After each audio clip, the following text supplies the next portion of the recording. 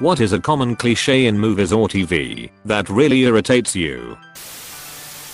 First step of treating a gunshot wound, get that bullet out and clink it into a pan. All you need is a pair of rusty tweezers to dig around with. And determination. Maybe an airplane bottle of vodka. Not shooting the villain/hero when there's a chance. Instead engaging in a fist fight. Or listening to his background story. You sly dog. You had me monologuing. Syndrome. Best villain. When stalking is considered as romantic gesture. Seriously, it is training young boys to think that that is how you get the girl.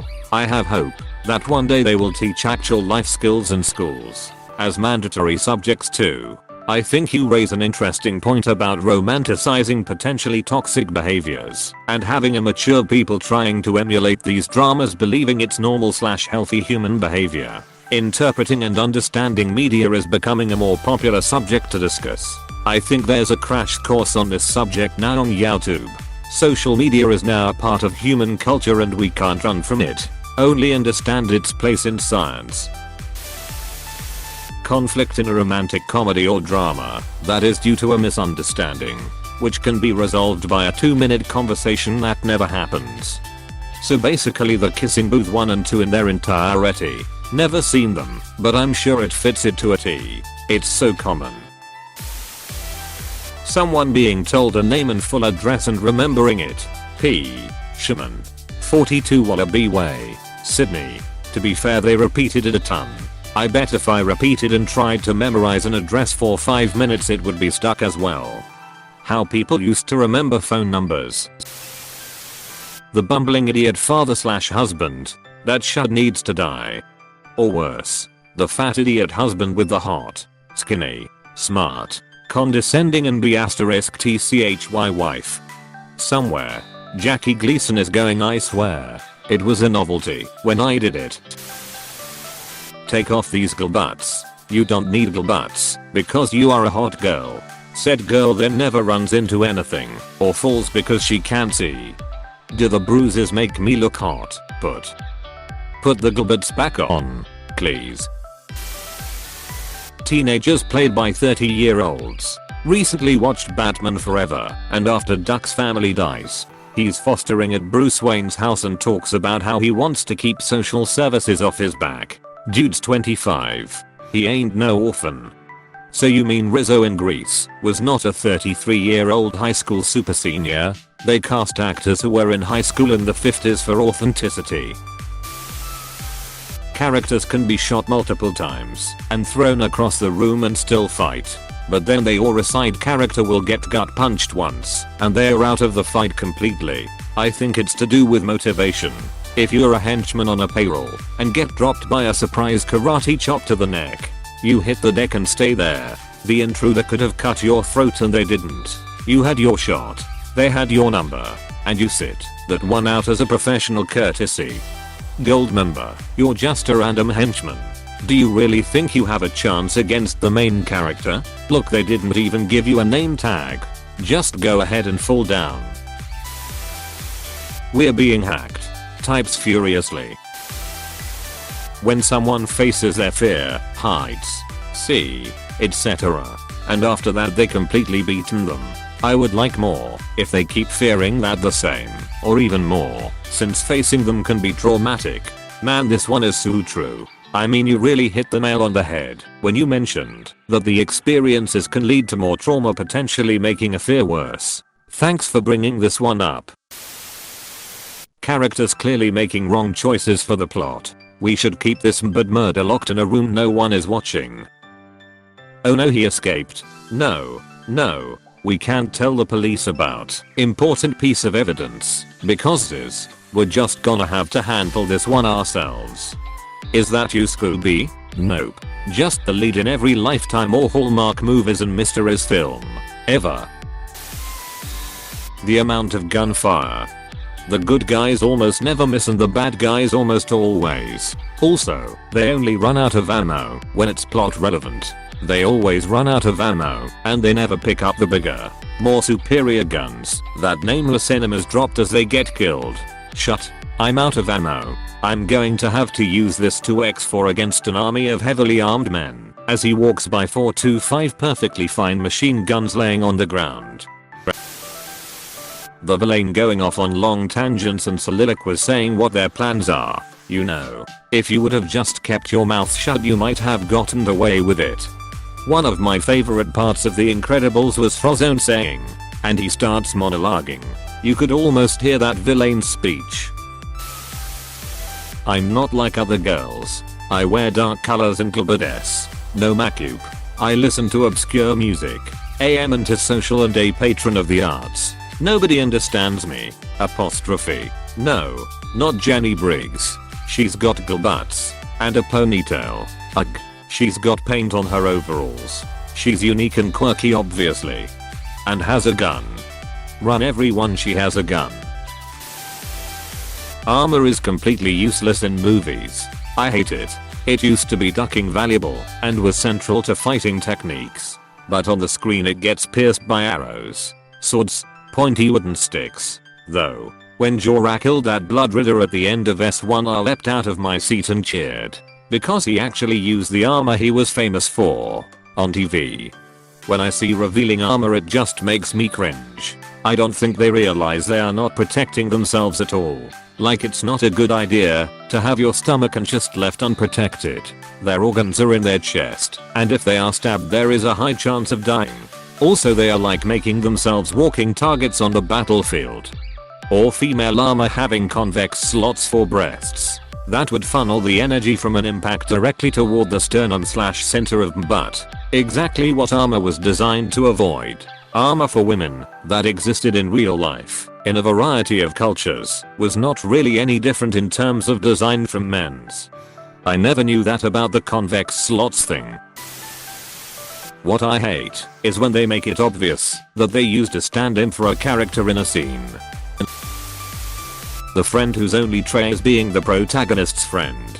Like, the only thing they care about is the protagonist and have no personality of their own. It really irritates me. Charles Boyle. Hit on head with gun. Flashlight. etc equals guaranteed KO. This one for me. It's so common. But so cartoony. And I see it used everywhere. It's especially egregious when the film or show wants me to take it seriously. And then this happens. Annihilation and the Watchmen show come to mind. The bad boy falling in love with the nerdy girl or vice versa. I generally don't mind that if the bad boy is someone who's a well written bad boy, which to me is someone who doesn't care about what people think of him, breaks rules, and is respectful to the nerdy girl. Too many TV shows and films turn the bad boy into an hole who has serious anger issues and behaves like a duckhead to the nerdy girl, and yet she's meant to find that attractive. Millimeters yes. I love my blatantly toxic relationships. Remember girls, if a boy is mean to you it means he likes you. No one says goodbye on the phone and just throws cash at the taxi driver when they exit the cab. That us British all have posh accents and drink tea, that people with asthma suddenly get wheezy when they are scared. We don't. That people with asthma suddenly get wheezy when they are scared. We don't. Also, any asthmatic is automatically not good at sports and is also a total weakling nerd. I have asthma. I'm incredibly athletic and quite strong. I'm a nerd, though. I would come second in my year at school long distance running. Apply to join the army at 18. Sorry, no, you are weak because you take an inhaler. WTF. At least we won't get drafted for WW3. CPR just needs to be done for a couple seconds before water comes gushing out of the subject's lungs. They cough a little, and they're fine. The compressions don't have to be hard enough to crack ribs or anything. You forgot the breathe. Damn you. That's the real key to CPR. Is it the breathe, damn you, or is it the come on, stay with me? I've never been sure because they've never gone over it when I've been certified for first aid and CPR. I'd be good to know, I think. I actually have BLS training. I work in healthcare, and the rule is any imbudgent 4-second speech will do. I've just had great success with breathe. Damn you. And I forgot to mention the don't you leave me. Oh, and the kiss. Phew. Thanks a bunch for clarifying that for me. I'd hate to be trying to help someone in serious trouble and screw it up because I forget to say the right stuff. I mean, when every minute counts, I gotta get it right the first time. Ick now? I can't stand love triangles. Love dodecahedrons are superior. People sit down to eat, but doesn't finish it. Can I add TV/movie mornings to this? Family is up and ready at 7 AM. Mom makes a beautiful breakfast. Dad is sitting in the chair sipping on his coffee. Son and daughter are already dressed, have their backpacks, and are 100% awake/alert. Mom has 4-course breakfast on the table and everyone runs off to school/work only grabbing a piece of toast. Main depressed character waking up in the morning and going to the bathroom and brushing teeth without foam. Don't forget getting a pill from the medicine cabinet and swallowing it without water whilst looking at their reflection in the mirror with a stoic face. A depressed person getting out of bed? Exactly. Not a very good representation, ain't it? People on the brink of death, with multiple organs severely damaged, being magically rescued by a single injection of medicine, and the medicine was rushed through development within the last few hours. And then the medicine is conveniently unavailable or forgotten about, so another character can have a dramatic death scene that totally could have been prevented if they just had that damn medicine. Shoes on the bed/couch. So unsanitary, especially now. Shoes in the house. For that matter, the funniest is when they show women wearing heels in their own house, not for some social gathering. Just chillin' in their house wearing the most uncomfortable shoes they have. 6 and the City Movers 1 and 2. Teenagers. How do you do, fellow kids? When people excuse themselves to have a private conversation and move like 5 feet away from the group. Everyone can still hear you. Tom, can I see you alone for a moment? Sure. Bill. Steps 3 feet to the left. Clearly within earshot of the entire staff who is still seated in the boardroom. Tom, I hate to say this pal, but we're gonna have to let you go. Tom leaves, everyone resumes normal behavior. Cut to scene. Oh man. Bree. What happened with Tom? He just left the meeting for no reason. Dude. He got fired. I heard it from Susan in accounting. Whoa. Man. Totally did not see that one coming. Grenades exploding into giant fireballs. They don't. In fact, grenade explosions are super anticlimactic. The deadly part of them is the shrapnel. Right? Yup. People dying, but then surprise, they aren't dead. Loki Odinson from Marvel every time. Yeah, but he's got magic. True. Typically whenever a character only has one side to them, kind of like if a character likes dance, everything they would say or do involves dancing. Finally someone said it. Like even the bad guy in the hood also liked dancing while kicking the heroes, but in the beginning of the movie. That when someone who has been off psychiatric meds finally get a hold of their medicine, it starts working immediately. Maybe there are certain ones out there that do, but all the meds I know take some time to recirculate through the system, which usually means it's 24 hours or so before it affects you. It might be placebo, but I start getting dizzy if I'm off my meds. About 10 minutes after I take a pill, the dizziness starts to go away. I've worked in the IT field for 30+ years. The cliche I hate is the kid computer genius. They take a 10-year-old, put globits on him, and then he can hack into any computer system and remain unseen by computer experts. Most 10-year-olds can't even type on a keyboard, let alone program, let alone hack. You do have script kidders who copy code and try to enter systems, but very few child genius computer programmers. When someone who's built up as a major hacker, and what you see on their screen is a bunch of stupid SQL queries and shit like that. Exactly. The enormous breakfast with all the pancakes and fruit I could wish for, and the character getting an apple and saying they have to leave cause late for something like school. I would get up an hour early for a breakfast like that. I hate that with burning button. As a mother, it sets impossible expectations, because then your kids will think movie mom is better and you suck.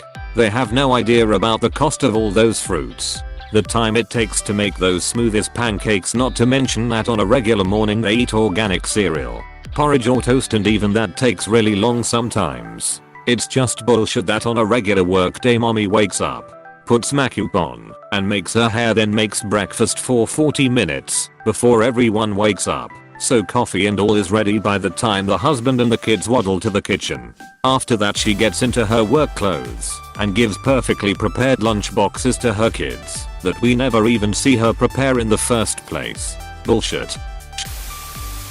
Underweight romantic leads who eat like one of the guys. Guys love when girls starve themselves, unless they're eating in public. Car chases. It's always the same shut. Hero protagonist being chased by 3 to 5 bad guys. Bad dudes and hero exchange gunfire, accomplishing nothing. Whoever is driving the hero makes some risky but always successful moves in traffic, causing one of the bad guys' cars to launch off a makeshift ramp, flip 4 million times and explode. Next, the hero either finally lands a shot on one of the bad guys or somehow fakes them out, causing one bad guy to crash into another every time, wiping them both out. The final bad guy gets lucky enough to get close and suddenly everyone thinks it's the best idea ever to get out on the car roof and have a good old-fashioned fist fight. The hero wins and they get away safely. Also, the hero's car have at least 39 gears.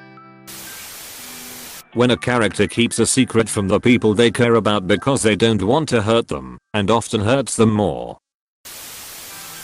The normalization or rationalization of toxic behavior. You mean sneaking into someone's house to watch them sleep isn't romantic? Or am I just not dreamy enough to get away with it? Lol. It's not really a cliche, but anytime they show someone vomiting on screen, there is zero reason to show it. We'll get the point if you show an actor head first in the toilet, or just show them running to the bathroom and play the yakking sound. We'll figure it out. I'm not squeamish. I'm not going to vomit if I see someone in a movie vomit, but there's no reason to show it. Also, cell phones. They're the bane of movies, killing any plot. So writers come up with whatever excuse they can think of to make them not work or break. Yes to cell phones. I think that's why there's so many shows and movies set in different time periods and universes at the moment. Characters can't Google the solution to the plot. The hot girl who's hot and doesn't even know it's shtick. Waking up in the morning and kissing. I can smell the morning breath in my head. Maybe not a cliche, but British people doing new YAWK accents and Americans doing posh British accents are the worst. Haha. The way you typed British is killing me. Haha. One of the funniest things I've read in months. Smart people. Smart people in movies almost always have photographic memory and can remember every detail, like the page number of a book in which a certain sentence is written. They also talk very fast and act like robots. They are usually shown to be unfamiliar with basic human emotions and characteristics: love, shame, respect. Close bracket. This portrayal makes me feel that the screenwriters were alien apes. It's okay. You can say BBC Sherlock. Guns don't need to be reloaded. Guns are also a hollow plastic shell filled with loose nuts and bolts, so it rattles every time it's moved. Phone conversations end abruptly by hanging up on them. No never seems to say bye in movies.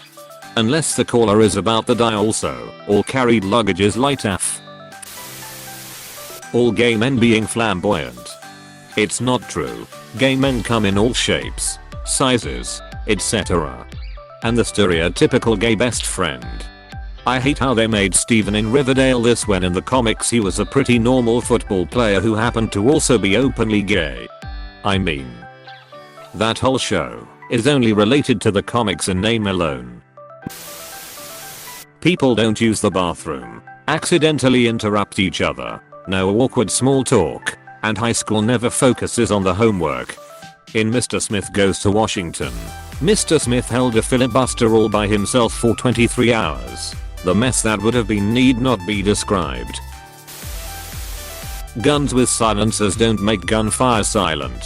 IRL, they only suppress the sound, not eliminate it. Thwip, you've just been shot. Dies quietly, yet dramatically. We beat the villain with the power of friendship and love. I already got the point after watching 5 other shows with the same thing. Please shut up. Hey, thanks so much for watching. If you want more videos, don't forget to like and subscribe. You are helping me a lot. Thanks again.